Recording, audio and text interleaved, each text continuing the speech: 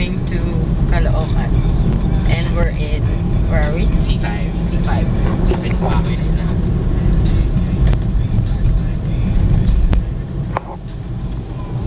There's Raymond.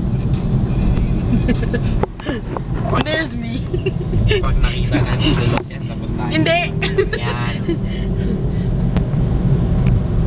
Ay, meron ditong tulay na Hanggang madilim. YouTube lang to. May tulay dyan na madilim. YouTube, nandun yung mukha natin, sira. Ikaw? Huwag na. Andun nga mukha ko eh. Ayoko, meron na akong isang YouTube na sumusuka ako.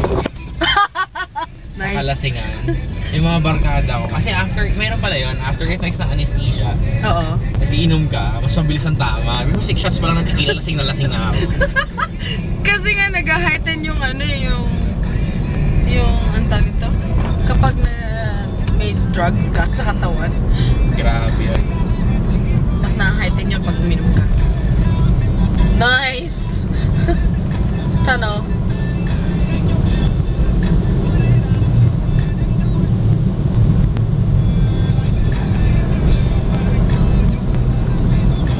walang traffic eh.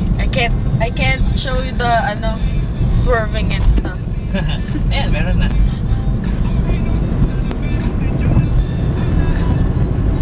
Only in the Philippines.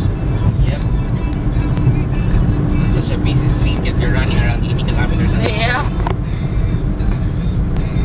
Free highway daw, pero may tricycle. Walang signal yan. Sige lang. Ganda oh, Carman Kia. Wow. Sige, nasa gitna kami ng Kaya nga, line. napansin ko rin eh. Napansin ko rin eh. Display lang mga lines dito. Pilipinas po naman. Siyempre. Kung mabagal yung car mo, dapat nasa gitna ka. Yan ang Pilipinas. Ay! Pucha! Gago yung Did I matanda. get that? I don't know. Sabi ng matanda yun.